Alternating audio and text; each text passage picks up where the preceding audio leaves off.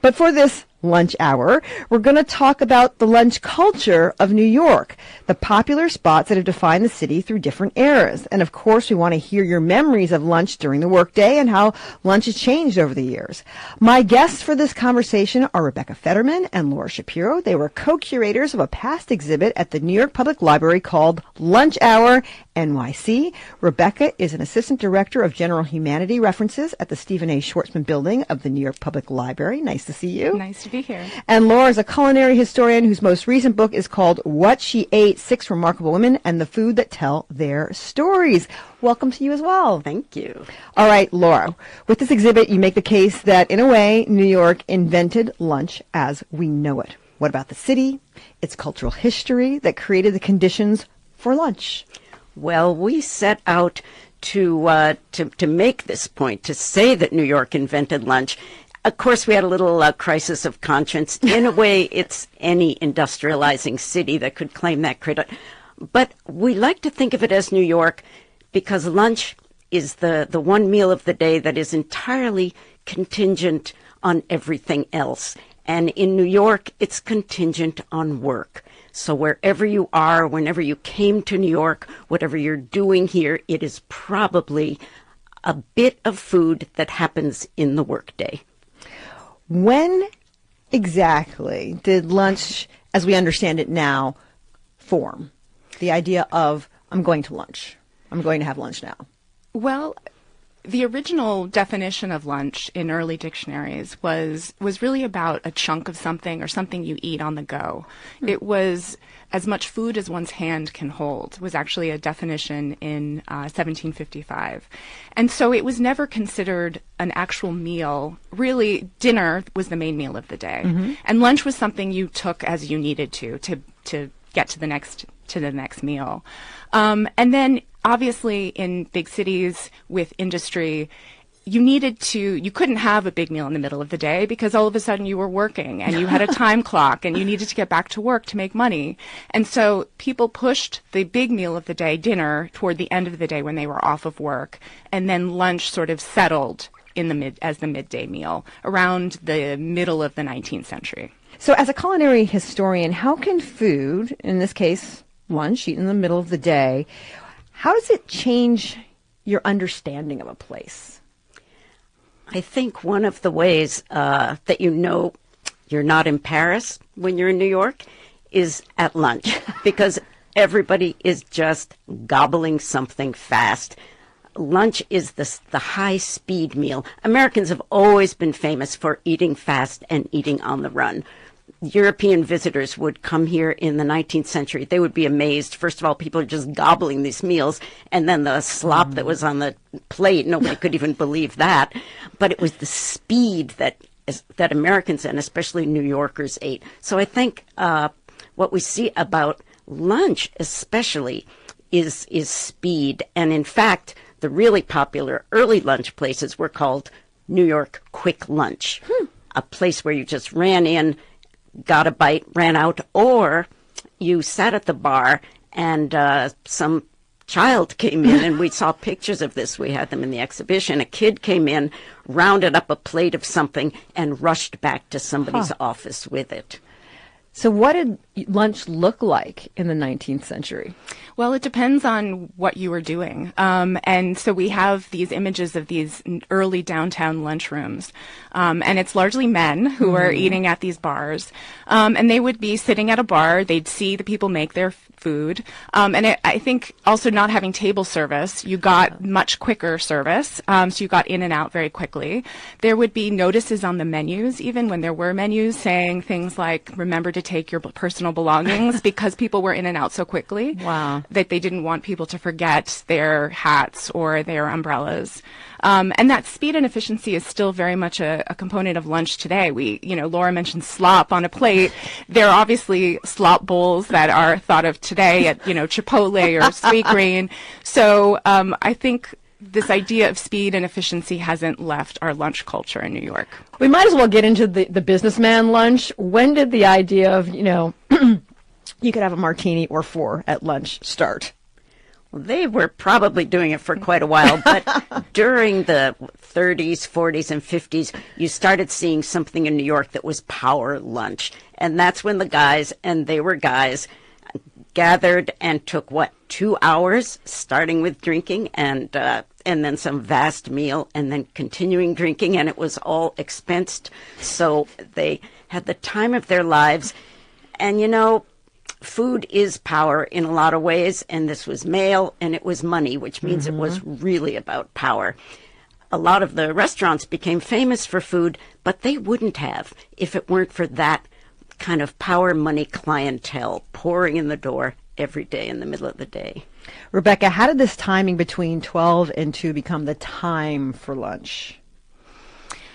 Well, so 12 and 2, those were the hours of lunch. That was, you took your midday meal, then you started the day. You couldn't necessarily get home if you were working far from home. You couldn't necessarily travel back and forth in time to make it back to the office. And lunch is interesting because it's the first meal that you eat outside of the home as a child. And so lunch is really a reflection on how people live and work, which makes it such an interesting topic for research. So you've got children eating lunch outside of the home. You've got businessmen going out to work and emptying onto the streets between 12 and 2. And you also have women, this is in, the 19th century, early part of the 20th century, who are going shopping during this time. And so they're going to department stores, they're shopping, they're stopping for ice cream or tea. And so oftentimes you have these crowded streets between 12 and 2, and there are photos of it, of people teeming everywhere trying to get food. And then you see office buildings being erected in the 1960s, and they're incorporating their own lunchrooms so that people don't have to go outside and, get back in time. We've gotten 2 different texts about companies. Yes. This one says, I worked at MetLife Insurance Company in the early 90s. They still had an in-house cafeteria where lunch was free to all workers. In the old days, they used to ring bells because lunch was 18 minutes long for workers. The other one says, I loved eating in the Condé Nast cafeteria when it was still at 4 Times Square. Never knew who you would see. Any other thoughts about the corporatization of lunch, this idea that companies come and give you lunch? I've been to Twitter. It's amazing, the kind of lunch, well, when it was Twitter, they had, chefs on staff. The MetLife lunch cafeteria was a huge thing at the time. When that building opened, people poured in to see what was going on, and they made it. It was the first kind of office building where you went in at the morning and you were expected to never leave. And they had everything there. They had a dentist, they had a shoe shine, they had a barber shop, and they had these cafeterias. And when you started working at MetLife, you told them if you had religious objections to any particular thing or if dietary objections, and they knew who you were. They had your name and your dietary thing, wow. And you had a place to sit in the cafeteria. So you went to that seat at the start of your 18 minutes, and they brought you the meal that you could eat, and you ate it, and you left. And if you were, and it was free, but if you were like 5 minutes late, your pay was docked. So once they got you in that door, they owned you. And this is something that the tech companies, obviously in Silicon Valley, adopted that system. We're discussing the history and culture of lunch in New York. My guests are Rebecca Fetterman at the New York Public Library and cultural historian Laura Shapiro. They curated an exhibition at the NYPL called Lunch Hour in New York City. A recreational slackline strung across a remote Arizona canyon likely caused a helicopter crash that killed 4 Oregonians last week. The tragedy is raising questions about oversight for a little-known extreme sport. OPB's Emily Curitan-Cook has been reporting on this and joins me now. Hi, Emily. Hi there, Jess. This is such a sad story. What happened? The helicopter appeared to collide with a recreational slackline hanging 600 feet in the air. That's according to local law enforcement and an eyewitness. This happened Friday morning on public land about 5 miles south of Superior, Arizona. And everyone on board was from Eastern Oregon, and they were all killed. The 59-year-old pilot was David McCarty. He was with his 3 nieces. Rachel McCarty was 23, Faith McCarty was 21, and Caitlin Heidemann was 21 as well. Their uncle owned Columbia Basin Helicopters based out of La Grande, and the McCarty sisters were standout athletes at Echo High School, with Faith, Rachel, and their two older sisters competing in basketball, volleyball, softball, and track. Their cousin, Caitlin Heidemann, played basketball in Hermiston and earned a scholarship to the University of Providence in Montana. We expect the National Transportation Safety Board to release more facts from its investigation into the crash in the next 30 days. What do we know now about the slackline reportedly in the helicopter's path? This slackline reportedly spanned more than half a mile, and you can picture a tightrope hanging across a canyon area. No one was crossing it when the helicopter went down. That's according to a statement from the International Slacklining Association, which said the line had aviation markers. It also said this is the first time this has happened in more than 40 years of the sport. But who exactly installed the Arizona rigging for that line isn't clear. Public records do show they warned pilots of a tightrope hazard through a Federal Aviation Administration system. And some pilots are critical of how well that system works, right? Yeah, to be clear, we're talking about the FAA's Notices to Airmen, or the NOTAM system. One aviator close to the tragedy said it's been broken for a long time. DJ Vey is a manager of Pegasus Air Park in Arizona. That's where the helicopter took off before the fatal crash. And this week, Vey posted a message in a Facebook Slackline group pleading with people who love the sport to communicate with pilots more. And he was critical of the official airspace hazard warning system operated by the FAA. Vey said those warnings, which pilots are required to review before they take off, are too cluttered with irrelevant notices that can bury info about real safety hazards like slacklines. The FAA did not respond to a request for comment Tuesday. So how widespread is slacklining, especially this form of it where you've got people walking a super long tightrope at great heights? So this is a sport that's gained popularity on public lands over the last decade or so. Central Oregon's Smith Rock is a major destination with around 30 higher elevation routes. And some of these highlines are like 500 feet in the air. People who walk on them call them highlining. They usually work on a team to install pretty elaborate and specialized rigging, and they wear harnesses that catch them if they fall. I spoke with a pretty well-known participant from Bend named Corbin Kunst. We are a very safety-oriented community, and the emphasis on any highliner intentions is all about safety first and foremost, just like aviation. Now, Kunst is also a licensed pilot who works in aviation, and he echoed the airport manager from Arizona in saying that the FAA NOTAM system has big problems. That system is quite broken. When pilots look at the airspace NOTAMs, there's a bunch of meaningless NOTAMs that an important one can get buried. Kuhn says as interest in highlining has grown, more people are installing rigging to support longer slacklines, and the potential for collisions with aircraft has increased. What kinds of rules or regulations are there to prevent disasters? Well, Kunst wasn't aware of any federal regulations governing slacklines and aircraft specifically, though there are lots of rules about where you can put up a line and where you can fly. He says it's standard in his safety-oriented community for these high-elevation slacklines to run flags and lights for visibility and for teams to file notices with the FAA. He encouraged his fellow slackliners to be proactive in using flight tracking apps and websites and to have radios that can reach aircraft in the area. He also stressed that pilots bear the ultimate responsibility for charting a safe path. Now, the airport manager from Arizona, DJ Vey, said his community has unleashed a lot of anger towards slackliners in the last week, but he wants to focus on opening up better lines of communication. He also thinks the FAA should elevate slackline placements to the status of temporary flight restriction, a designation he says would more easily get pilots' attention. Emily, thank you for your reporting on this. You're very welcome, Jess. Emily Curitin-Cook is OPB's Central Oregon Bureau Chief. You can find more of her reporting online at opb.org. Beginning tomorrow, student loan borrowers in default could receive a notice that the federal government is coming for their paycheck.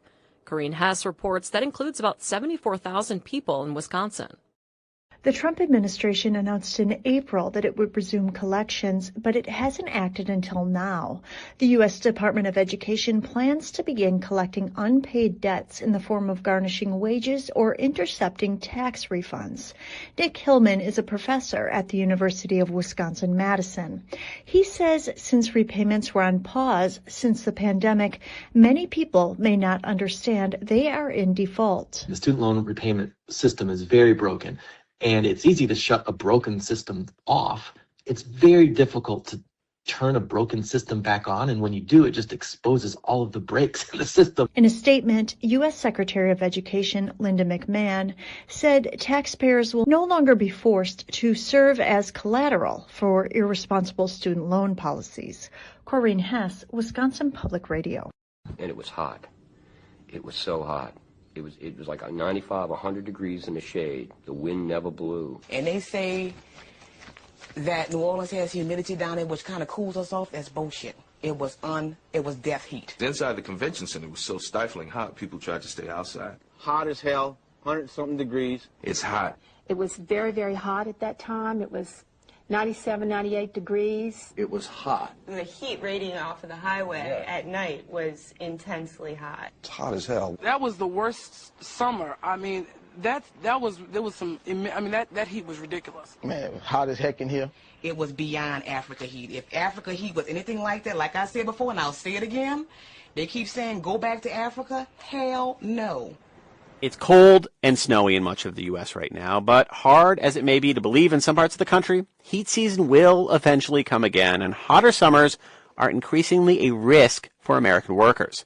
This year, the federal government is considering new rules to protect employees from excessive heat. A new study looks at what matters most for keeping workers safe.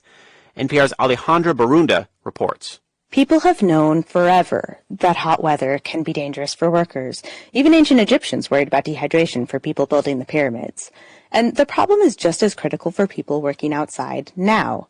And it's not just heat stroke that's a risk. Heat makes people slower to react and worse at making decisions. Adam Dean is a political scientist who researches labor conditions at George Washington University. And that means that farm workers driving a tractor or a construction worker operating equipment is more likely to have a fatal accident on a hot day. Dean is the lead author of a new analysis in the journal Health Affairs.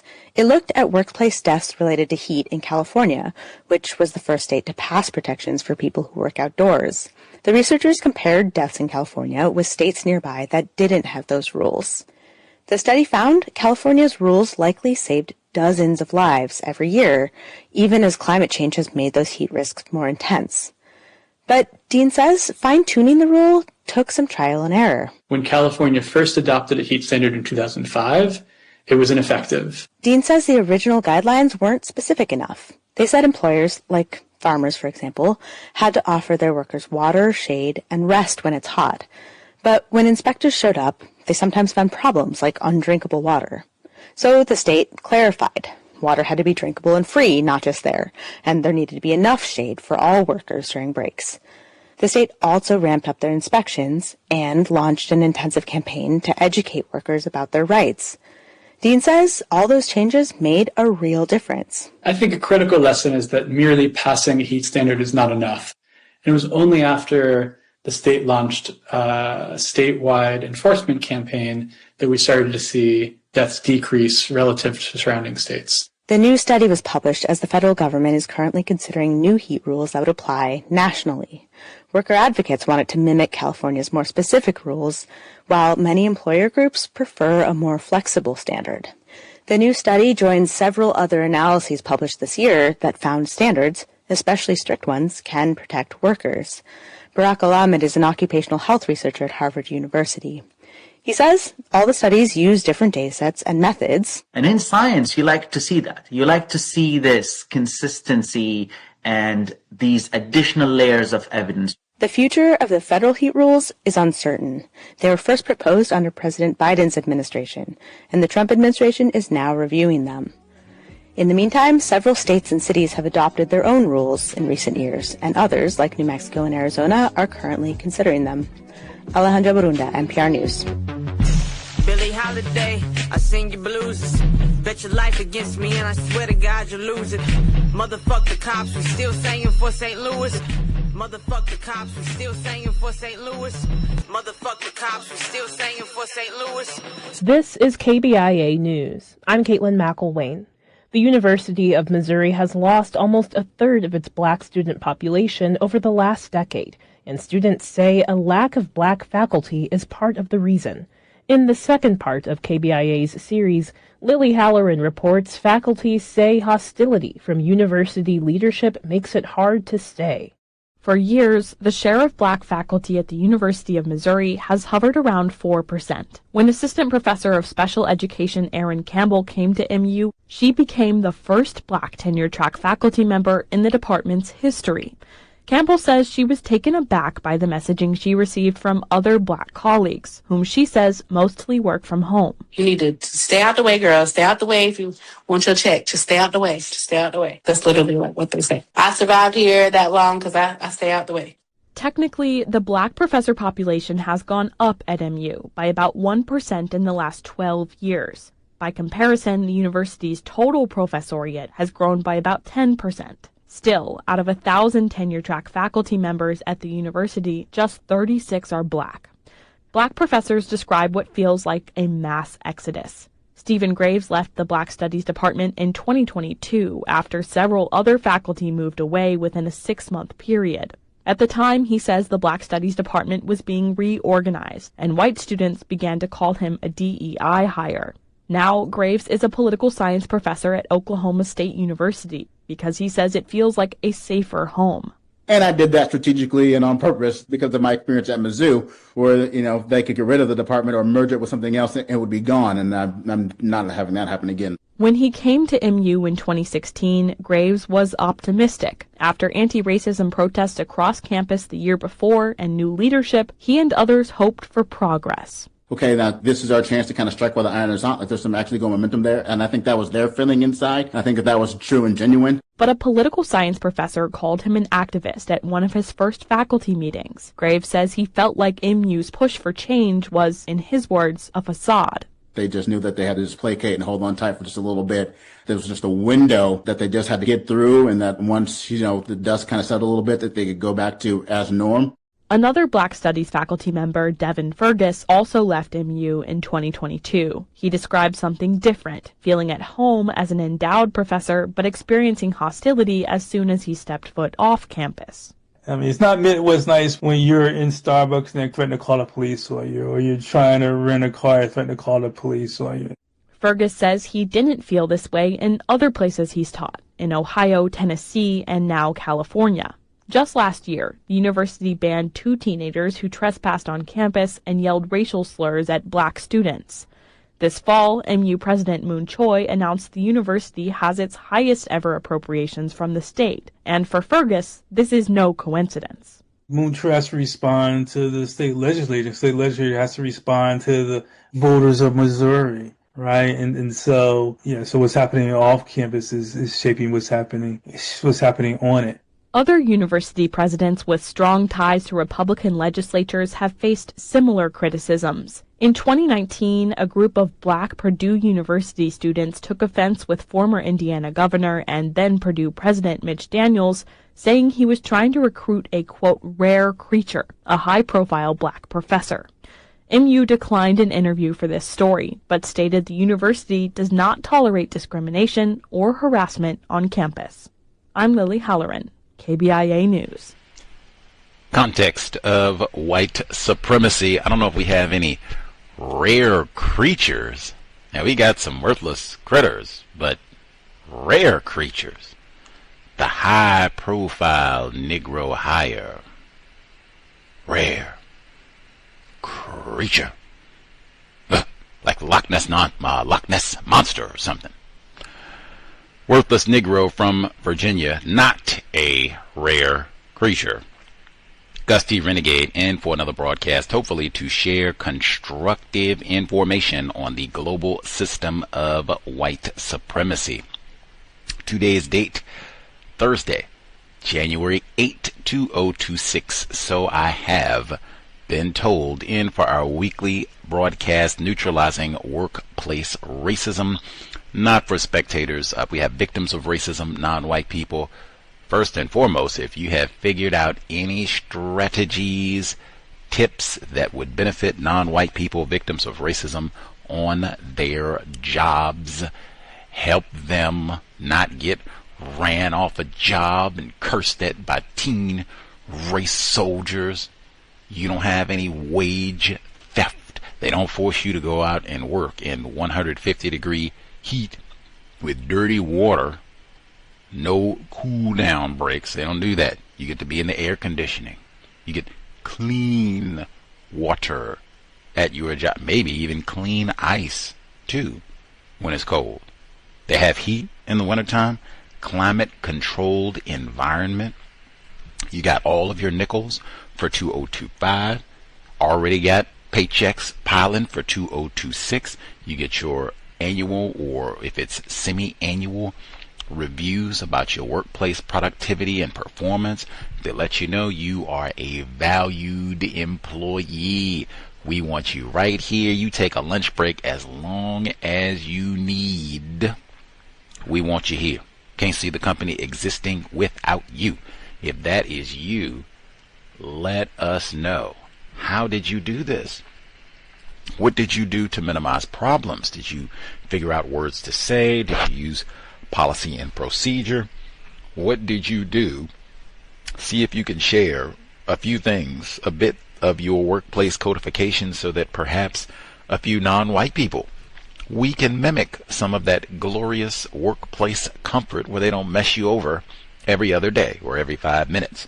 The number 720-716-7300. The code 564943 pound. Press star 61 if you would like to participate. Number again, 720-716-7300. The code 564943 pound. Press star 61 if you would like to participate. The email untiljustice@gmail.com.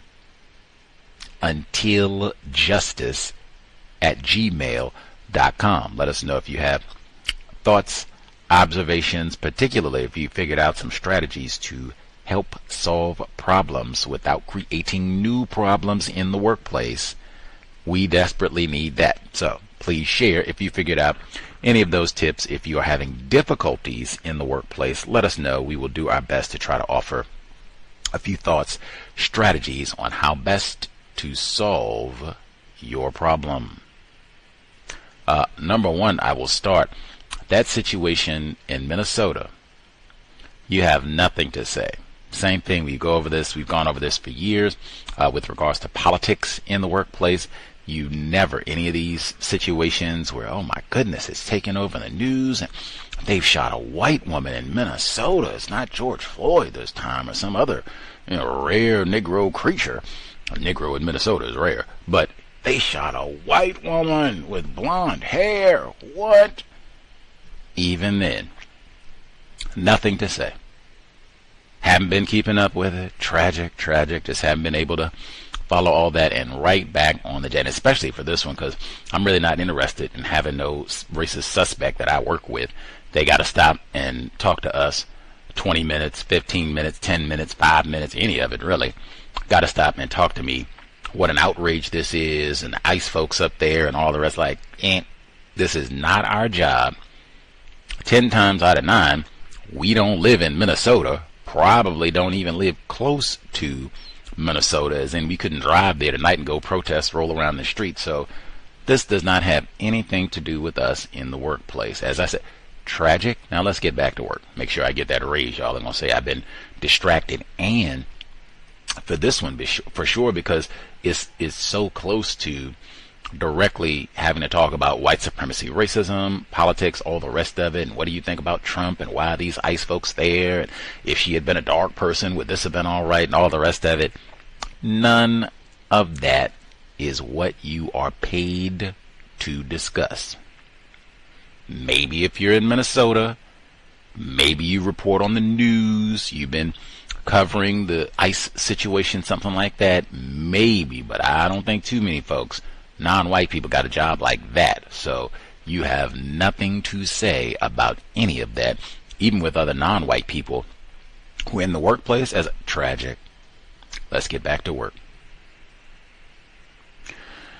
That said, the segments that we heard at the beginning, the first one, New York Public Radio, where they were discussing the history of workplace lunch breaks in New York specifically, although a lot of that would transfer, I think, to a lot of U.S.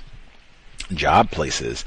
I found it intriguing, because I suspect we have a lot of non-white people who do get a lunch break.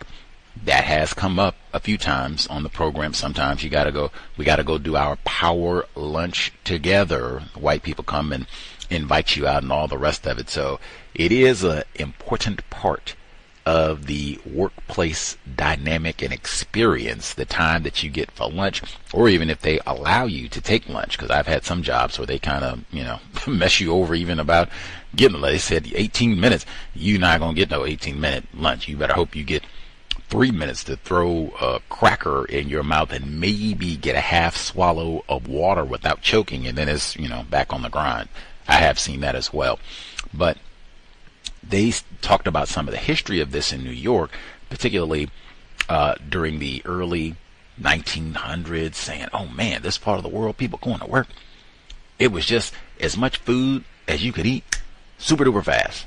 Slop in a bowl. Said as much food as you can get in your hand and then scarf it down and get back on the clock to work. That mindset, that mentality, food is not really that valuable, and eating your food is not that valuable. You're just here to work. That mindset very much continues to infect the white workplace, the plantation. I do not think that can be good for overall health, which you can say that about a whole lot of things that happened this week. The food pyramid and all that they changed around, also nothing I would discuss in the workplace. But just so many components of white culture, it does not revolve around, respect for food and being able to eat and nourish your body so that you can continue to think and perform well, do your job, live a long time and be healthy. Like, it is not about that at all. Scarf it down, maybe, try to chew every other, handful of food that you throw in your mouth. That idea is still very much there. They talked about it was really high speed. You go to eat your meal, and then they started incorporating the drinking during lunch. Now that just adds to the unhealth of all this, that we're going to scarf all this down and throw all this in there, and then if we got any free time, let me get a little bit of Jack Daniel. A little quick swig of the Mad Dog 2020. And really, that's white culture, where they brag, because sometimes they'll brag about, we don't need to take 18 minutes, we take an hour and a half or something like that. We go sit at the bar, take our time, eat, get 3, 4, 5 drinks. I do not encourage that at all. If you work on, I have been on jobs where sometimes they will go out, and particularly what we just went through with the so-called holidays, like, oh yeah, we might have the Christmas party during work hours. We go to the bar, we get a few drinks and all that, then go back to none of that. Even if it's the so-called power lunch, you're meeting with an important client, maybe we're going to sign a big deal, we're working on a big project, I would say especially then, because you need all of your brain cells so that you can think well and make great decisions and say the correct thing. That is not the time for drinking. Workplace at all. That's not the time for drinking. If you got to go and do the power lunch meeting or whatever, water, tea, you're feeling frisky, a little lemon wedge in my water. That's it. I'm not doing nothing else if I work with white people or non-white people. Even they said in the segment, food is power. It sounded so delectable Negro to me. And they went on, they talked about how Silicon Valley and folks who got to work at Twitter and some of these other jobs more recently, like, oh man, they hook it up. They might bring a chef. We had some of our listeners who dialed in and said they had some of these jobs, so they might have a chef on site, make you omelet on site immediately, hot, fresh, whatever you want in it. Some of the folks are saying they had, plant-based options and chefs and all the rest of it, where, hey, maybe you can take a little bit more than 18 minutes to sit and eat your nice food. Real napkin, not no paper and all the rest of it. Man, if you got that in the workplace, great. But I don't think that's the intention for most non-white people. For most of us, the intention is going to be something like what they talked about. You go back, we got the vending machine in the back. We got the stale peanuts. Maybe we got a McDonald's across the street that you can go and get something. I say, at number one, do not skip lunch. I'm a big advocate. Don't skip that meal. That is a big part of, I would say, the racist work culture. Disrespect for food and disrespect for non-white people, to skip lunch, eat lunch at your desk. Now, that's not as bad as skipping totally. I know for some people you want to be productive and hurry up and get the heck out of there, away from those racist white people. So, hey, I'll eat my food while I'm working. That way I can maybe leave 30 minutes early or something like that. No problem. But I'm a big advocate. Do not skip that meal. I used to do that all the time, and that can lead to a lot of problems as well, where you are so hungry that you overeat by the time that you do get an opportunity to get something in your mouth. And maybe you might even be so hungry that you don't even eat the healthiest thing. You're so starving, you run across the street to that McDonald's as soon as the work shift is over and eat every chicken nugget that they got in the place. That sort of thing. So, and just to be able to think correctly. I know I always feel way better when I get something to eat. Now, I'm not saying go and get a banquet and the biggest meal that you can, but eat something. I think you'll feel better, you'll work better. And I even say for victims of racism in the workplace, we are mistreated so frequently, terrorized. Sometimes the abuse starts as literally like as soon as we walk in, first thing at the morning, for people who have an earlier shift. So by the time that you get to noon, you might have dealt with 4-5 hours of racial terrorism, even if it's just to calm your jangled mind. Like I say, I wouldn't go to the big cafeteria that they all talked about, because lunch is big gossip hour. Now, we didn't hear nothing about that, but oh man, if I don't have to stuff these rice cakes and Lunchables in my mouth without choking, if I got an extra 10 minutes to swallow and wipe my face, I'm on gossip about Fred. Even if it ain't nothing more than gossiping about Fred and the stinky lunch that he brought in today, we gonna talk about Fred. Maybe Rhonda too if we got enough time. All that gossip. We even had a recent guest on the program, Dr. Rogers, joined us down from California, where he said, man, I'm an educator.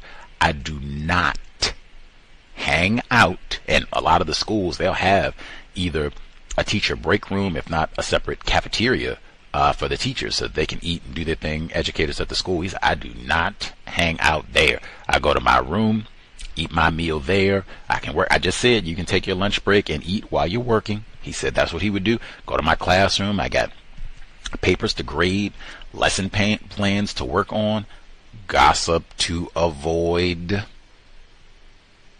But I'd be leery of the cafeteria, what have you. If you don't have space, I've said, depending on where you live, you might be able to go out and just sit in your vehicle and eat.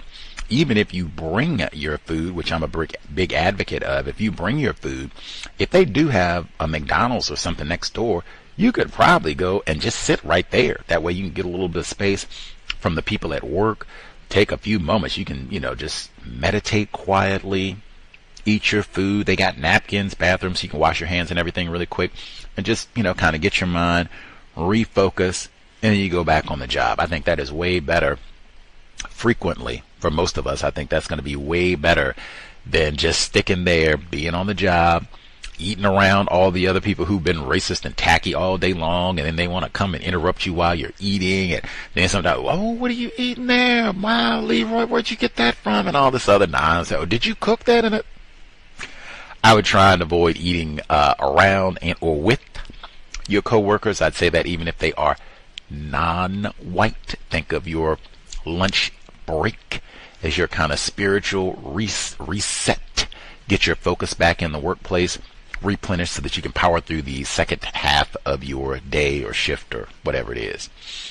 The lunch component, we have folks who have any code about lunch in the workplace, and that's one that, I mean, the code should kind of be specific about that, because so many problems arise around lunch, people getting accused of taking too long of a lunch, them tampering with your lunch if you bring your lunch and you put it in the refrigerator or something like that. Like, so many problems can arise around trying to get that little bit of nourishment in the middle of your workday. Make sure that you have a code that covers all of that so that you're not going to be swangoed, poisoned, and that you actually get the food that you need to sustain yourself. Now, we heard the report about the helicopter crash. I guess it connected with one of these slack lines, and down it went, killed everyone on board. Total tragedy. Now, I played that. They were talking about one of the bits of the tragedy. They said they think the Federal Aviation Administration, that they do not have a proper system for alerting pilots of potential dangers. They said they'll give them a list, and sometimes if there's a real danger, like, uh-oh, these idiots got this slack line up, and it's not properly, doesn't have proper notifications, you might be able to see it, maybe you won't, could be a real crash issue, that sort of info will be buried in the report where they have a lot of useless minutia and such. That stuck out to me. I've been saying consistently for many jobs, the black self-respect, your counter-racism will be about safety issues and making sure that, hey, speak up. And I mean, that could cover a variety of things. The frickin' slackline or whatever it is, that could cover so much in terms of, because I keep saying, hey, it doesn't really matter what you make on your job. You get your dream job and you make the most money that you ever wanted. You're making Elon Musk dollars. You gotta get home from the shift to spend whatever you make. Doesn't really matter whatever you make on the job. They have some sort of accident and you end up being, killed, seriously injured on the job. You can't even enjoy whatever compensation you make from all that. So number one, gotta get home, all the fingers and toes that we got here with. That is number one. So safety, and I mean particularly any jobs where oh man, and I would say even a forklift, because they have serious injuries with people who operate forklifts even. That's not supposed to be something that, leaves the ground. You got the wheels, you're just driving around and all the rest of it, but people tip over and pick up heavy loads and have accidents and all the rest of it. So safety, and because the system of white supremacy is not safe, even within that report, the slack line. What Fuller talk about, he said, thrills. So much of the system of white supremacy, racism, and really white culture, white identity is about seeking thrills, really either being reckless or doing things that are not safe. This conduct, this mentality doesn't stop just because people are on the job. I get bored. I got to sit in this cubicle all day when you think of something fun to do. Got to be on the lookout for that sort of thing all the time. And just so many workplaces, the workplace regulations that are supposed to be about making sure we're all safe, they're outdated. Like I said, the white people don't really value safety. That's why I keep having all these problems, aviation and beyond. You might really have to put your voice, like black self-respect, on. Let's make sure we're doing everything that we can to provide a safe work environment. And hopefully, I don't say that it will, hopefully this will be a little easier to address in the workplace because it's ostensibly, we're not talking directly about racism. Ostensibly, all of the employees should be vigorously behind any effort to make sure we are safe. Everybody wants to get home with all their fingers and toes, you would think. Ostensibly, I say that because, hey, this is the system of white supremacy, which is not safe, so be on alert. But I would use my voice, I would write, I would talk to all the powerful white people, powerful folks in charge about anything that is a safety concern, that we're not getting all the safety notifications, or something about this job is allowing for a lot of unsafe things to happen where people could be harmed, injured, killed. Talk about it all the time. And ask questions too. Let's see. The student loans, and they said now we heard from Linda McMahon with the Department of Education in that segment. I did get a slight Vince McMahon WWE, what you gonna do, and all the wrestling nonsense, because Linda McMahon's husband is all in Vince McMahon, the wrestling and all that for years, since decades really. Even when the time that she was hired, it's like, why is she the department? I thought they did the body slam, and if you're a student and you mess up, they get a steel chair and bash you upside the head. Like if you don't do your homework. Like, anyway, I guess they get the steel chair and bash the Department of Education. We're gonna pile drive it out of existence. Maybe that's what it is. They got Linda McMahon, the folks, they say, hey, we are no longer doing these pauses on student loan repayment, and in fact, we're going to start garnishing wages, taking your tax refund or whatever else we got to do to recoup our funds. That sort of thing. One, and they said, that's another one. They said, man, the system for the student loans is so outdated. It's difficult to get accurate information. They paused the system. It might be difficult to even recognize that, whoa, I'm in default on my student loans. They're going to start garnishing my check for Wendy's. I think I made, $50 for the week. How come they done took half of it? I already know that's going to be a whole lot of non-white people, particularly non-white people, where they hit them with some worthless degree.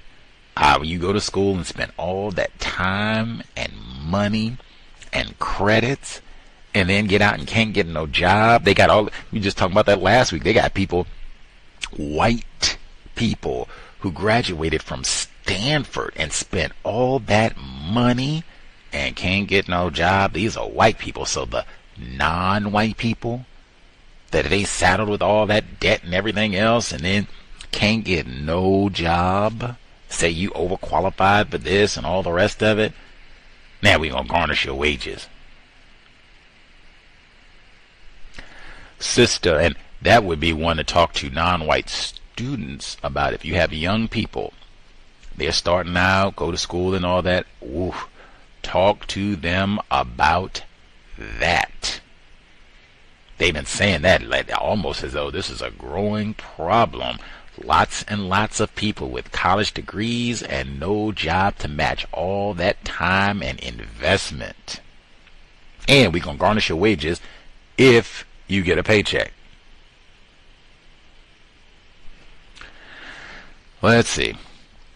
The segment, Safety Again. They talked about the regulations, particularly in California. I played reports on that for years, talking about California. We have a number of California listeners, and some of them, they talked about, man, especially if you're in like Southern California, maybe if you're in San Francisco, Oakland, Sacramento right now, okay, it's not super hot. You probably 40, 50s, whatever. Wintertime.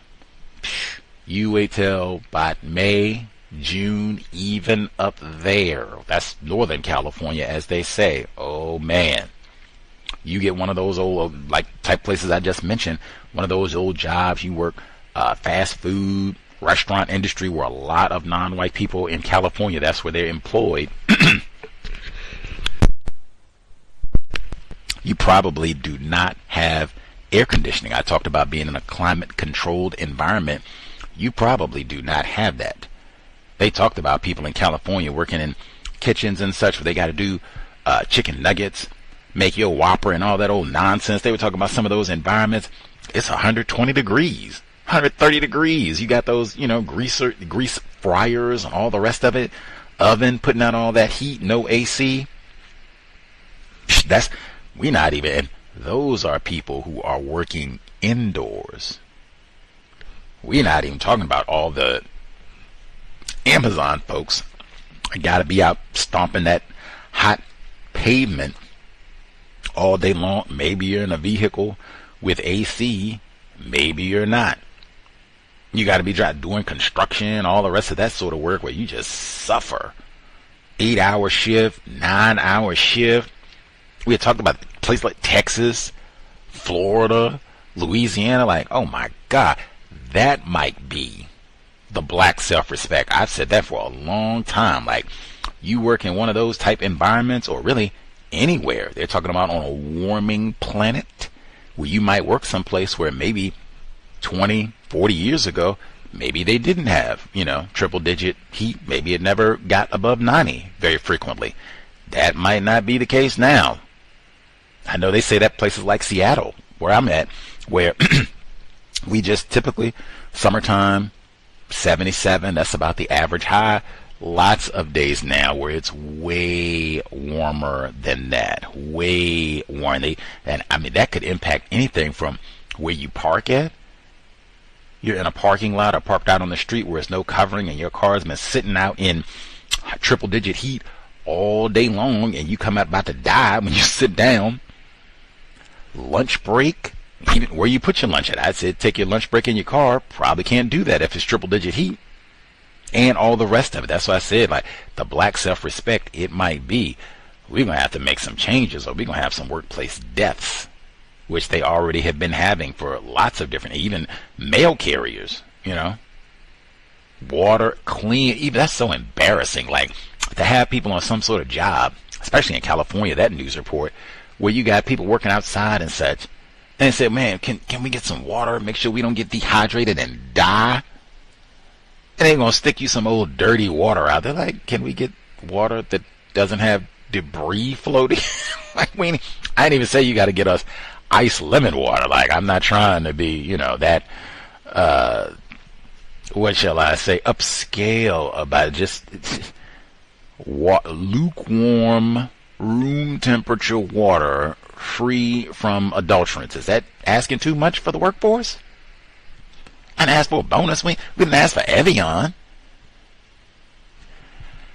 It's black self-respect, safety in the workplace. And I was even staggered because they said, dang, the Egyptians constructing the pyramids all those centuries ago, even they grasped the danger of dehydration. Gotta keep folks with fluids. We want to get these pyramids built eventually. Dang. Now, if they understood that all the way back then, I'm sure they didn't go out and get dirty water to get the folks to help get these pyramids built. Like, come on. Black self-respect again for safety on your job. The report we heard towards the end there, they talked about the University of Missouri. I don't know how good your memories are. The University of Missouri, they had like a massive student protest. These are black students protesting circa 2015.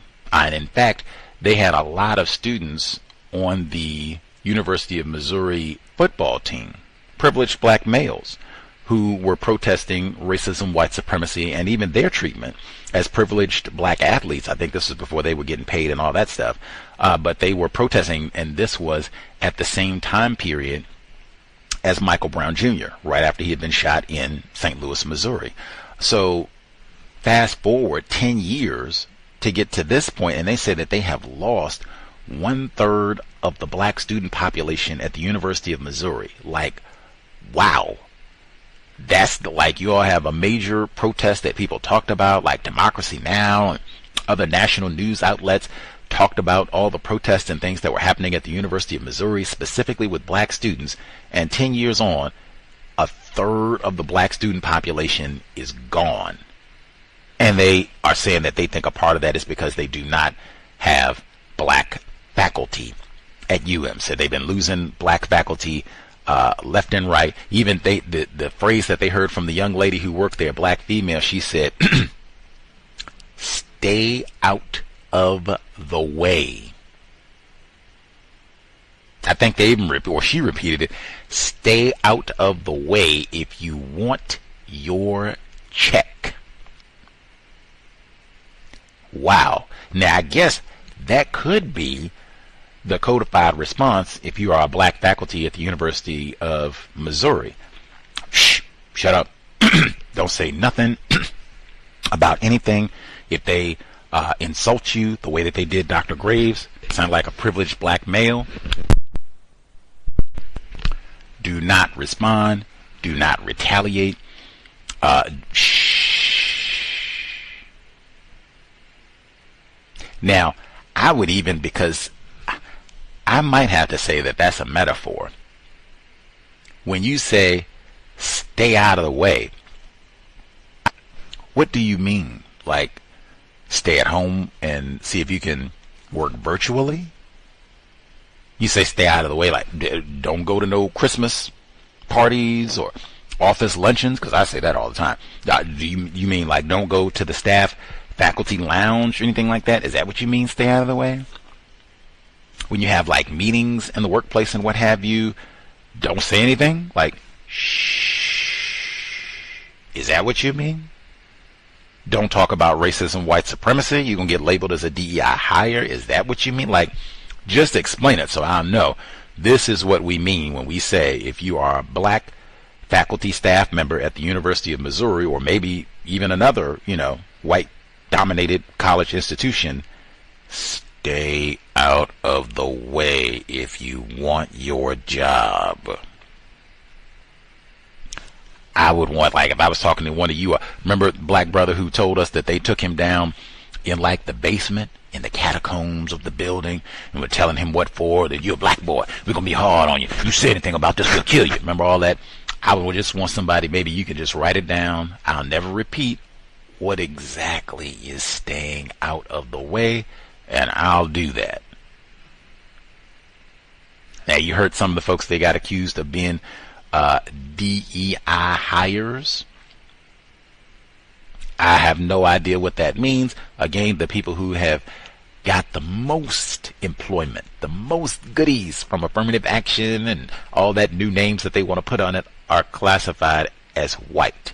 So if you hear any of that, those sort of labels, and they try and snicker, one, I would just rewind in your brain computer, chimp out. It's a website, racist, of course, that white people made. That has been one of their calling cards for decades, that black people are unqualified and you didn't earn this and you're not supposed to have this job, and my cousin or my daughter or my brother-in-law, they were supposed to have this job, and oh my gosh, we got these old worthless nigger like all the time, so that you can get mad and wound up and argue, no it ain't, and I'm Phi Beta Kappa and I went to school and I was on the dean's list. None of that. First of all, the person who's saying all this, they more than likely, that's like the HR secretary's nephew or some nonsense. Like, if you, what are you even talking about, man? You didn't even fill out your own application and got the audacity to be talking about, I am not qualified for this job.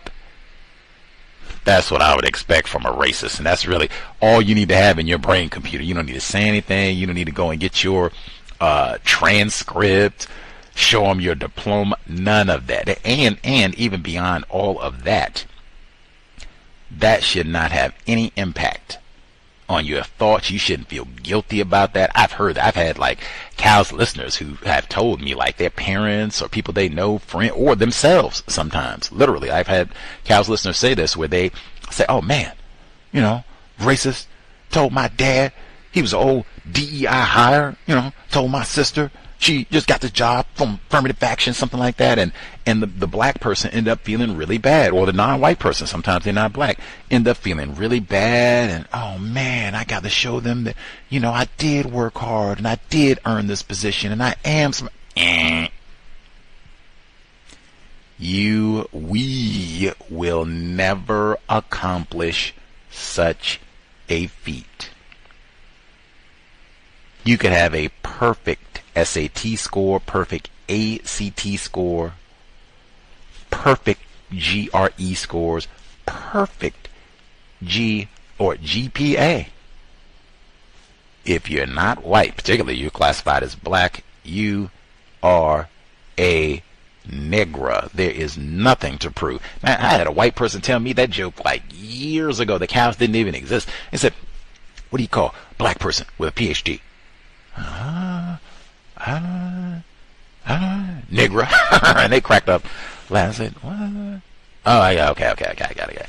It does not matter. And now I've seen that. President Obese. It does not matter at all. So I wouldn't, if anything, I maybe write it down, and that might be one that you can get in the question link. Maybe. Depending on how I feel. And again, you might not even need to say anything, but at max. DEI, write that down. And then maybe you come back. Ronnie, how you doing? Good to see you, sir. I remember the other day that you said you thought I was a DEI hire. What does that mean? What is a DEI hire, and why am I one? Are there any other DEI hires here? And just see what he says. That maybe would be the max, but I wouldn't even invest that much time in it.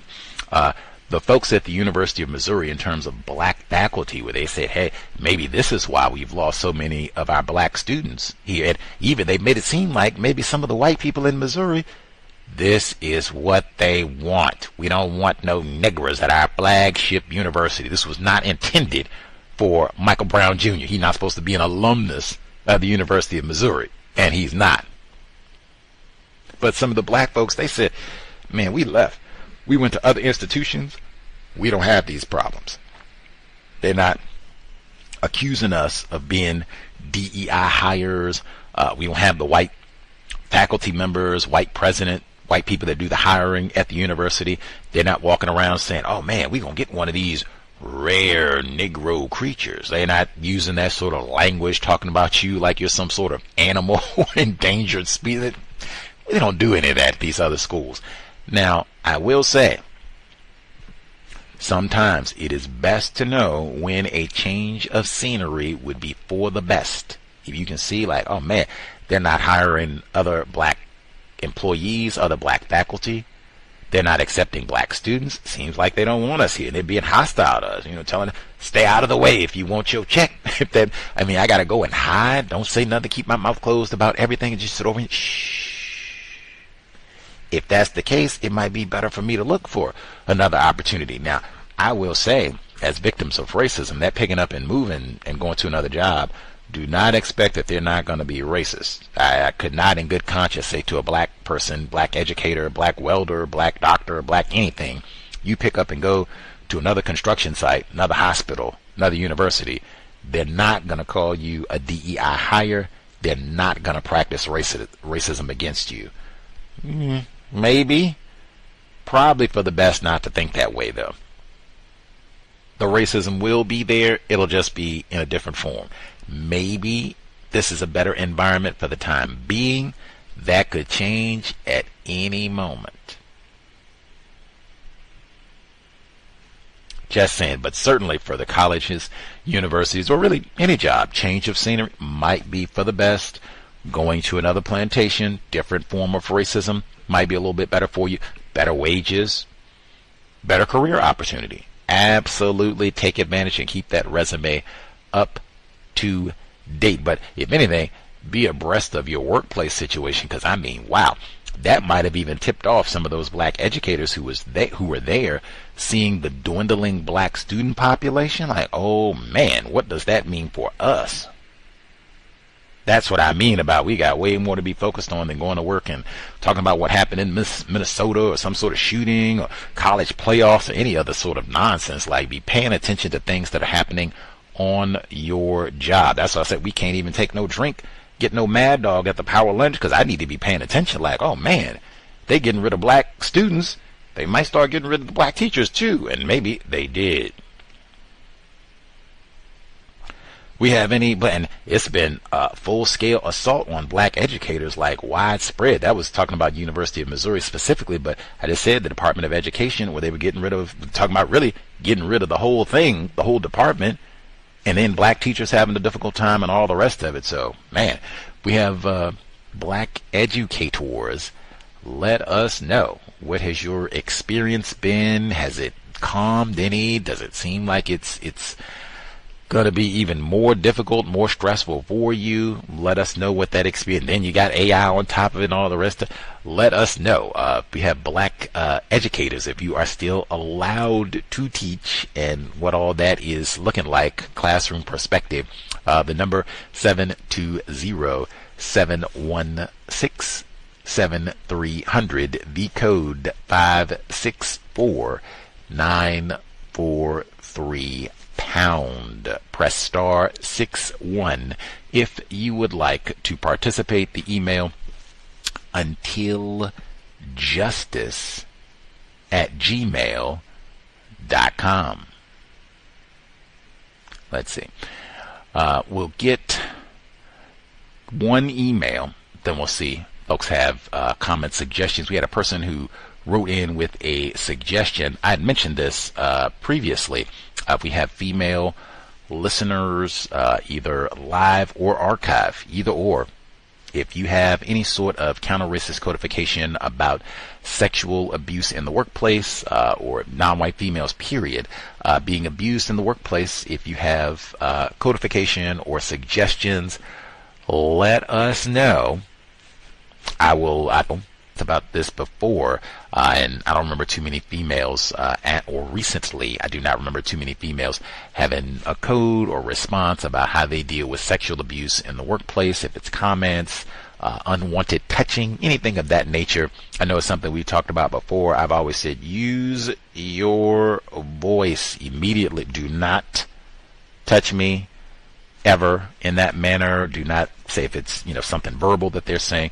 Same thing, but and I've also talked about practicing what you want to say. Might be slightly different for all of us, but I would just figure out exactly something that is very firm, unambiguous. Do not touch me. Do not talk to me in that manner. Even if you don't want to go and report to a manager or supervisor or thing of that nature, but make it plain. If other people hear it, great. They will know that there is a problem and something happening that should not be happening. But being very direct. I know we talked with Allison Manswell, guest. She's the author of the book Listen or Lean In, and we talked to her directly about all this. She's a black female. She talked a lot about making sure in the workplace that this was directed specifically at non-white females, black females. She is one, talking about being serious in the workplace, in terms of the way that you talk, the way that you carry yourself. I'm not a jokey person. That I'm someone who is, as I talk about all the time, I'm not here to tell jokes. I'm not here to gossip and talk about fashion and fingernails, makeup, all that nonsense. I am here on business, so that people know that about you, to try to minimize some of this sort of abuse to begin with. And then that certainly someone says something, touches you incorrectly, anything of that nature, extra serious. She said the same thing about using your voice. Make a report if you want to document, be as detailed as possible, dates, times, all the rest of it, and tying in policy and procedure. I would even have page number and direct quote about what policy and procedure says about all of this. But person wrote in, and this person, female, she's written us before. She says, greeting Gus, writing again. You mentioned writing in the compensatory call-in. I'm asking if you have any suggestions for non-white victims of racism who are dealing with bioterrorism and sexual torture, taunting, so the verbal component, from white supremacists. In my case, I'm dealing with it being a likely result of U.S. government misconduct, and I'm asking if you can think of how to deal with this, in addition to whether you believe relocation to another possible white supremacist country would be a likely possibility or suggestion as compensatory codification. Now, I did just talk about relocating to another job. I didn't say to a whole another so-called country, but I did just talk about relocating to another job. And I just repeat the same thing that I said then. We do have a global system of white supremacy. Sometimes change of scenery, that is for the best. Going to a different plantation, you can maybe get better employment options, better wages, might be lots of things that are a little bit different, get away from specific race soldiers who are causing us difficulty. In no way should we think that move, if it's to another job, if it's to another county, if it's to another state, if it's to another country, I don't think we should be thinking, oh man, I'm going to get away from racism. I was in the U.S. and they were being racist to me, so I moved to Canada. I was in the U.S. and they were being racist to me, so I moved to Australia. I was in the U.S. they were being racist to me, so I moved to Italy. I wouldn't even know where. I mean, you know, could pick some of the non-white areas, but okay. Once we get there, are you going to get a job? Okay, we would be right back where we were. It might change a little bit. Maybe you're working around other non-white people. Maybe you're working around white people who were born in a different part of the world, but I suspect the racism component will still come up. Now, it might not be the sexual abuse and taunting in the workplace, which maybe that would be a win. But, oh man, that would require probably a lot of research. And that's something Fuller talked about, like, in tremendous detail and specifically with us on the C.O.W.S broadcast. Like, man, if it's going to be this job, I can't take it. The terrorism is too much, and the white people are messing me over, or the non-white people, you know, victims. They're causing me problems in the workplace, and I just cannot endure this anymore. You know, thought maybe I could retire here or at least work here for 1 or 2 more years or what have you, but that's not going to be the case. Okay. When it's time to pick another location, we've had a lot of non-white people do that. Try to get as much information as possible about where this place is that we are going. If it's a new country, like, wow, that is a ton of information, like a ton. Even if it was just another job across the town, that would be a lot of information about where is this place, who works here, what's that going to be like, what's the commute going to be like, who am I going to be working around, how is the racism articulated there, is there any way I can talk to any of the folks who work there, or maybe learn about some of the non-white people who work there. Have they had any allegations of racism against the employees, anything public? Like I said, it would be lots to know. Just if we were going to another company, if you're talking about going to another country, you cannot outrun the system of white supremacy racism.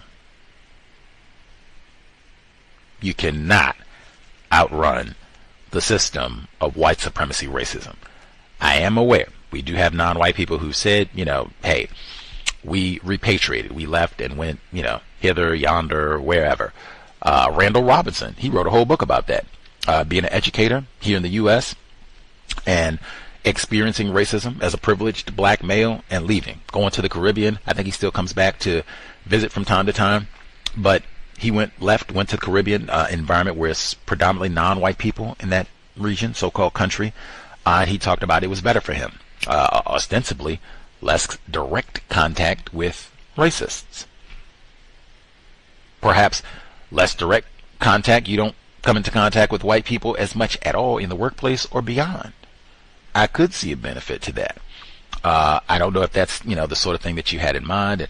Maybe you already got the workplace component of it, you know, planned out. If you got some sort of system, maybe you can work virtually, or entrepreneurial situation worked up. But I think it is very important. I mean, look at Venezuela. That's what I'm saying. Like, where are we going to go that, okay, now we would no longer have a problem with white supremacy racism? Because they're talking about, I thought, unless I've been misinformed, talking about invading Cuba as well. Like, this might be a pretext for that. So where would we go where racism would be not a problem, or would be greatly mitigated because we moved and went someplace else? Look at what they're doing in Nigeria right now. I could be totally in error, but like I said, if you have more details, talk to the young lady who's writing us. If you have already researched like a place to go, and you've already looked at, employment there, living situation there. Maybe you've already took a trip there. Maybe you have relatives and they've been able to give you lots of details about the place that you're looking to perhaps relocate if you've done all that research and it looks like it would be an improvement in terms of pluses and minuses, as they say, things that would be an improvement versus things that, might be a downgrade, shall we say, on relocation. If you looked at all that and the math seems like it would be better, it would be an improvement in your quality of life to be someplace else, do that. But man, I would hope you have lots and lots of accurate data to come to that conclusion. If other folks have a different perspective, please share.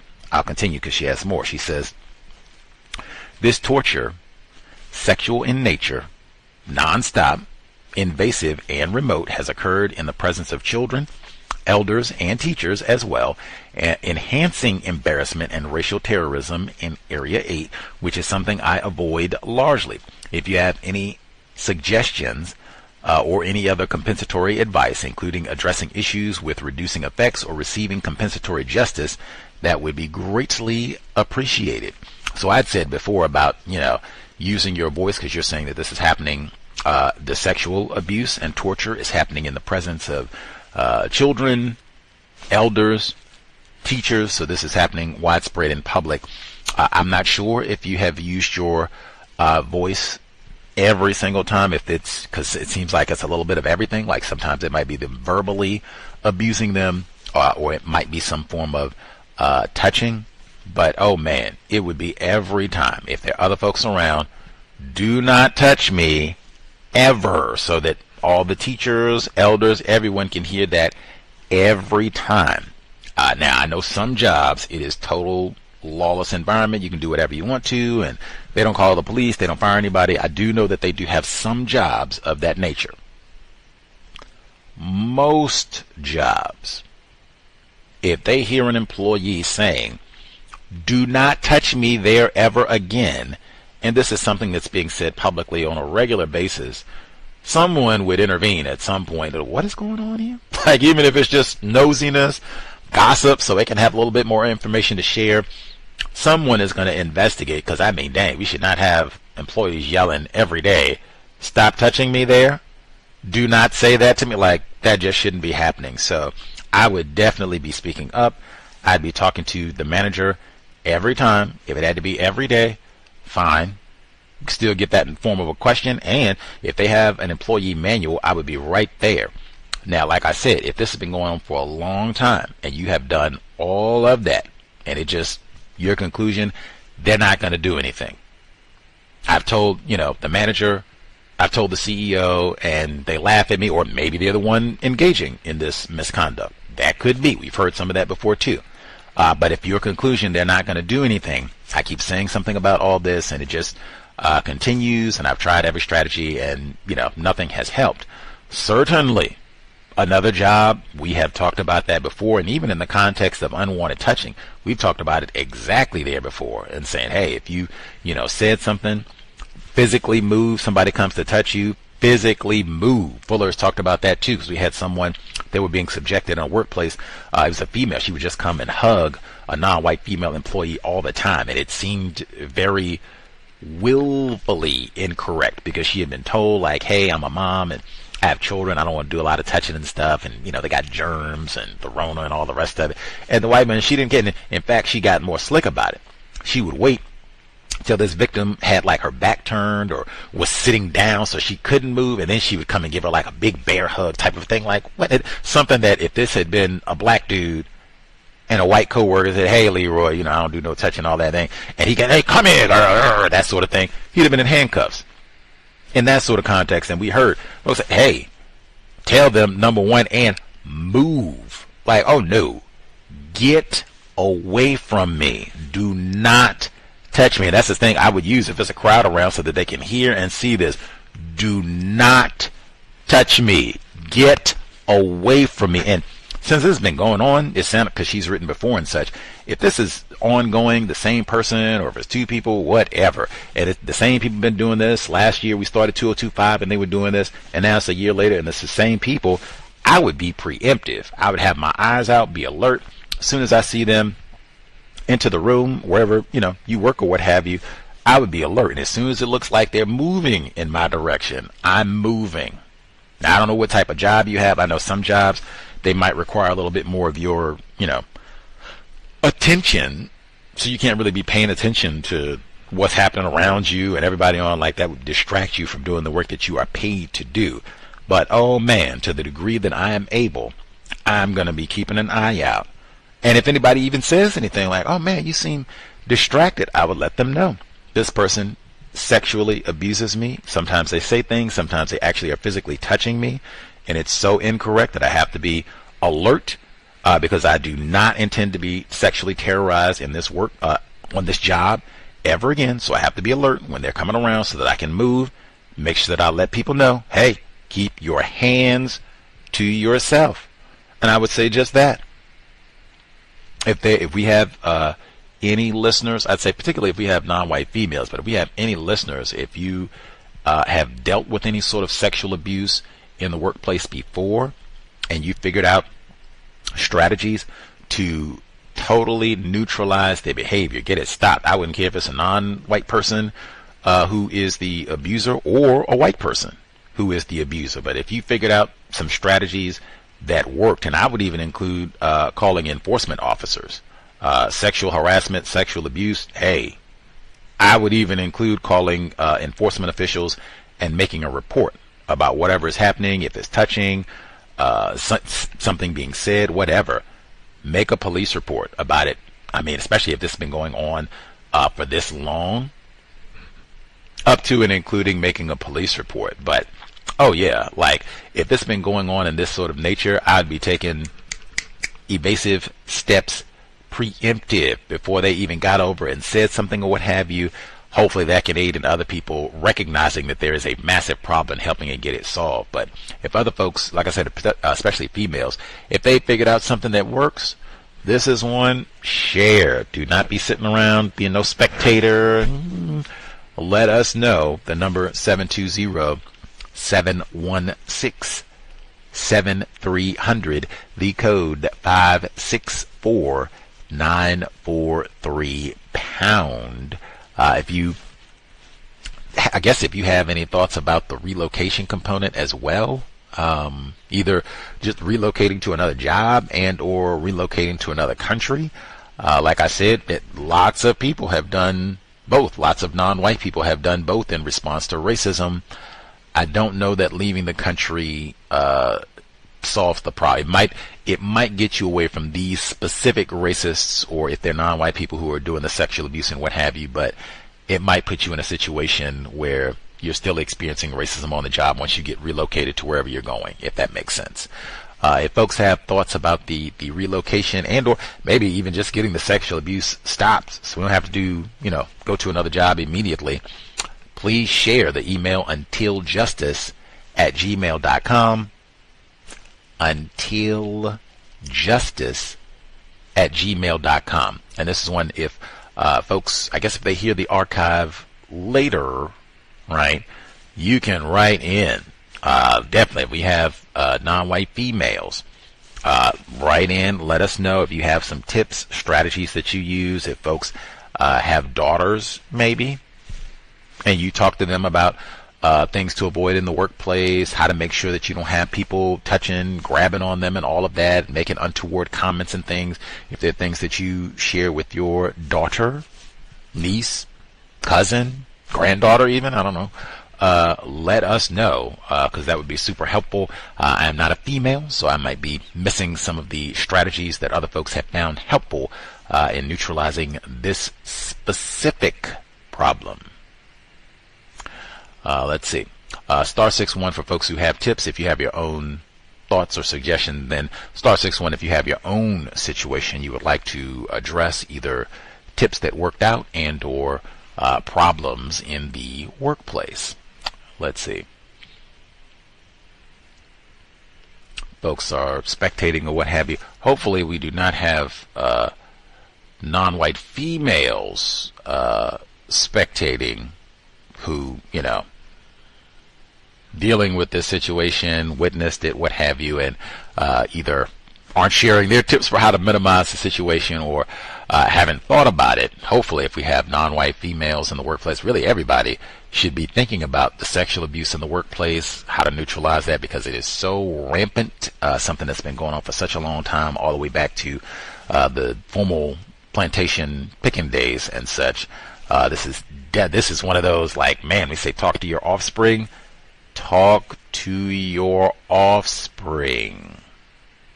As soon as you think they might be old enough to be in the workplace thinking about it, or really even before that, but I mean, definitely talk to your offspring about neutralizing these problems in the workplace, even things to be on the lookout for before they get to the workplace. Unfortunately, they might have to employ and practice these skills, like, man, for a lifetime.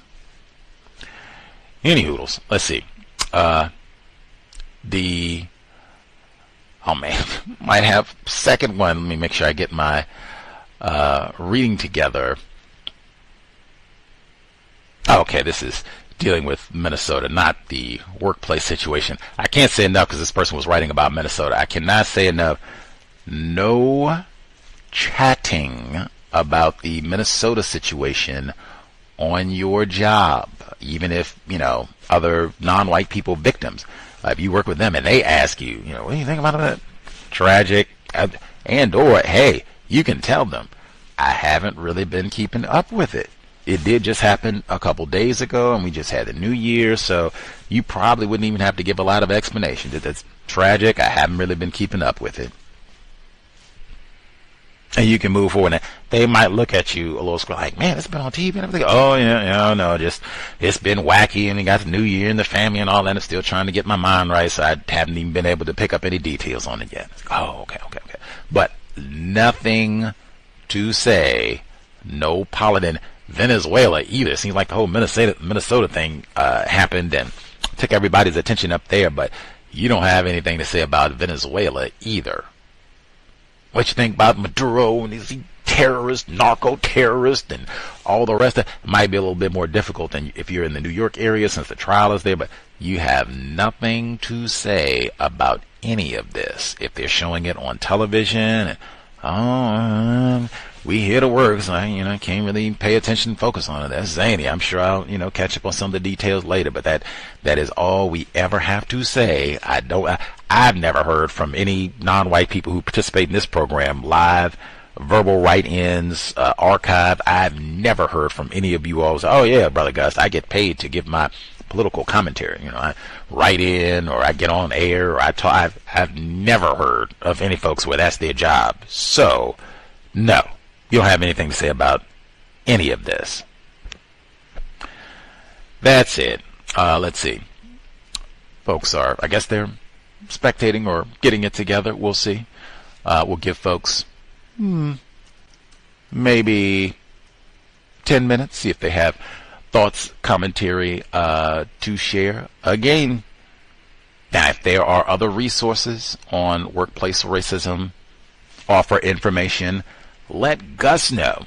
If there are folks where people give out suggestions, information, tips on how to solve some of these problems, I would love to chime in and see, do they have any tips or strategies to help deal with some of these issues and what have you. Please share. Let us know. I do think the workplace component is something that we should be thinking about, talking about all the time, because so many of us all over the world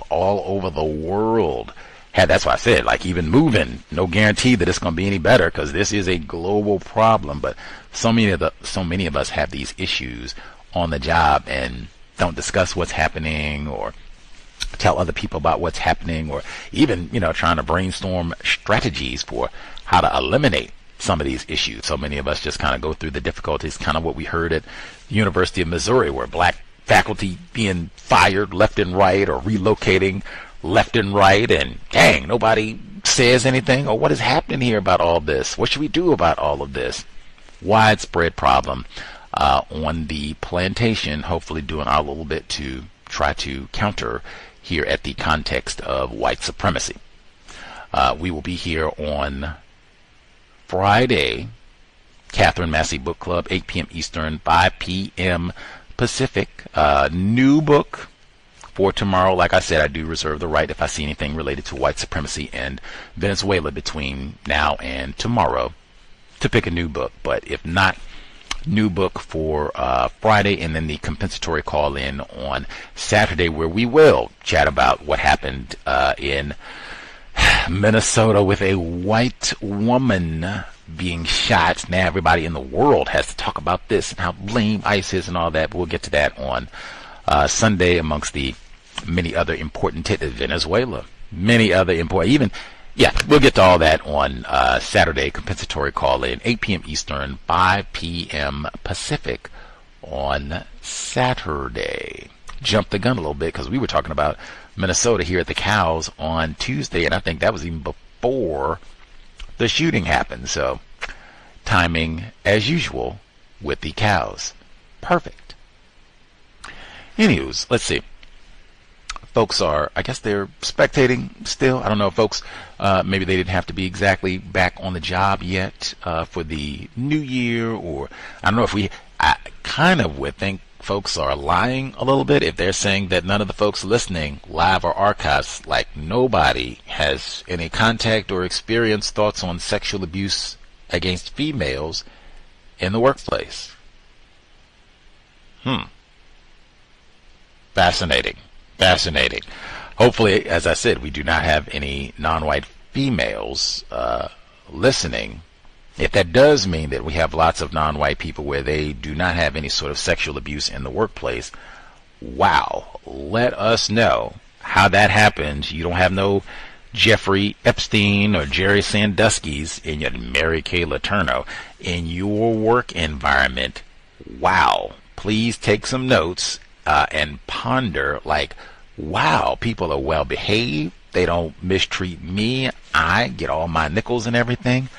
Wow, let me ponder and think as to how I ended up in this environment, if I'm paying attention to what's happening around me and everything. And, seems like people are on their best behavior here, at least for, the shifts that I work.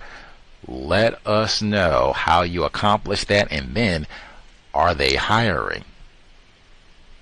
Do you think any of us could get a job there? Do you have any pull at HR where you might be able to get one or two of your cousins who are also well-behaved, hardworking, punctual, and will shut up and stay out of the way, as they told us? If you have that sort of pull on your job, and they don't do no sexual abusing of you, see, let us know, because we would all like that sort of job for 2026 and beyond. Any hoodles. Let's see.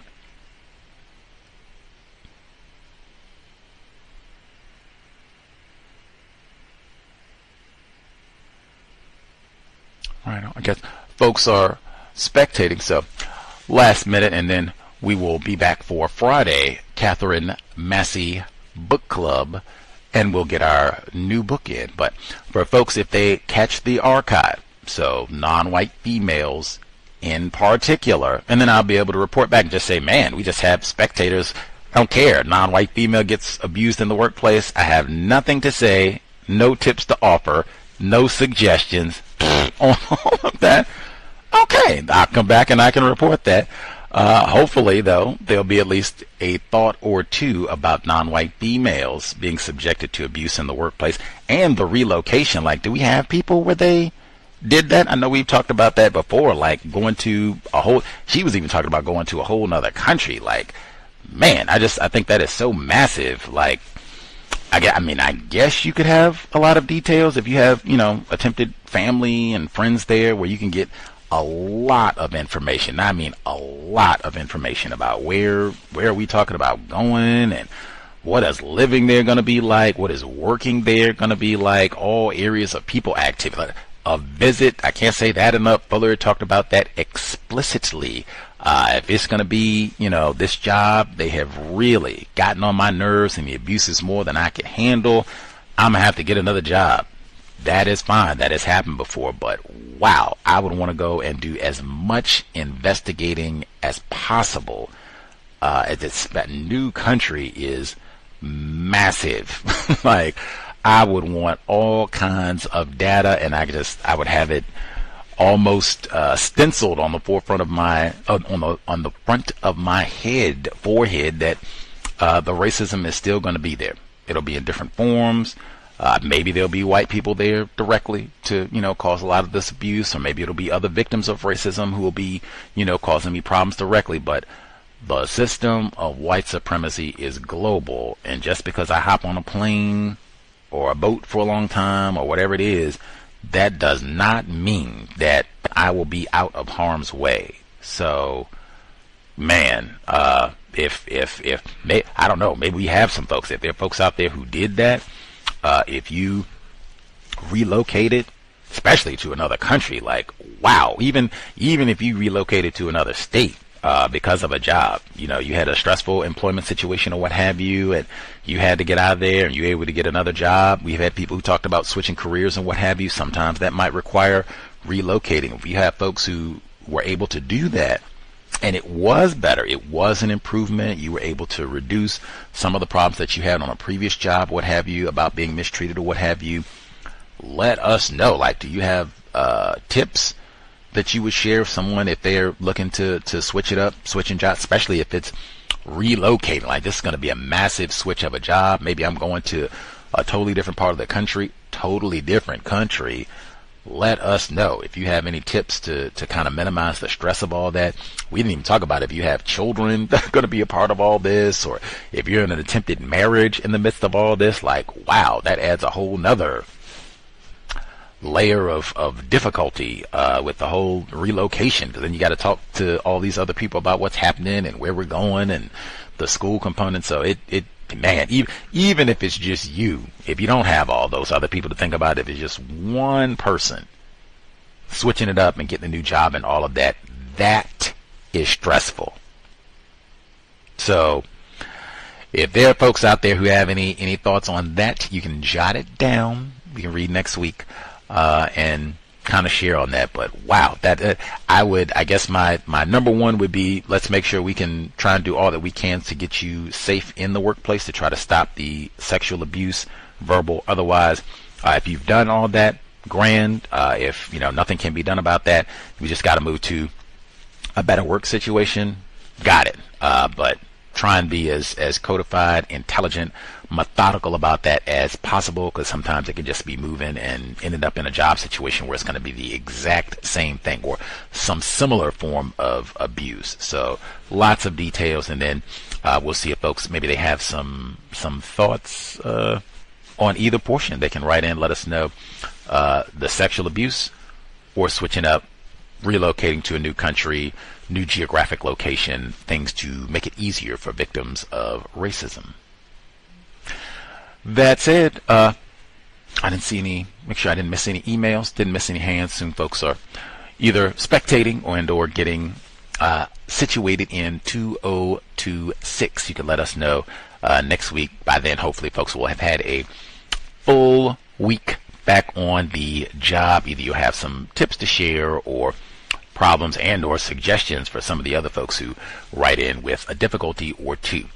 We'll be here on Friday, 8 p.m. Eastern, 5 p.m. Pacific. New book, Catherine Massey Book Club. And then on Saturday, same time, 8 p.m. Eastern, 5 p.m. Pacific. Can't say much obliged because, spectating is not cool. I'll say again, I think Neutralizing Workplace is way more important than TV. Really, almost all of the nonsense that we talk about, complaining about pretend black people and black people that aren't born here and entertainment and just most of the nonsense that we focus time and energy on. Television, can't say that enough. It's entertainment, and then TV specifically, and nonsense that we watch there. Like, man, I cannot think of anything more important, or I can think of very few things more important than labor, and so many of us struggle with what we heard even from the young lady who wrote in, sexual abuse and that sort of thing on the job, and we just don't seem as passionate about discussing that. Not as passionate, not as serious about discussing that at all. Doesn't even take too much. College playoff game doesn't take much at all to knock us off being serious about that. Any hoodles. Back, new book tomorrow.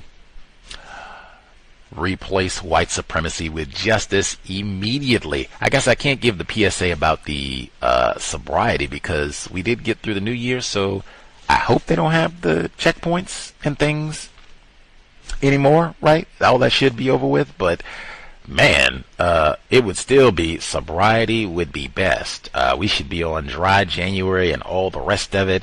The plantation is not safe. Slack lines or no, but we need high thinking brain computers cranking out new concepts and strategies to solve this problem immediately. We do not need intoxicated victims of racism who are still celebrating the new year and holidays and all that foolishness. We have got serious issue, non-white people being terrorized in the workplace. Serious issues that require serious, sober thinking. Sobriety would be best. Remind us to stop saying not all white people are racist. Remind us to stop name calling people classified as black. It has been time. Replace white supremacy with justice immediately. Cow signing out. Thanks all for tuning in. Nigga, you so brainwashed. I'm a victim, brother. No problem. You're a victim. Man, I'm a victim of 400 years of conditioning. Shut up. The man has programmed my conditioning. Even my conditioning has been conditioned.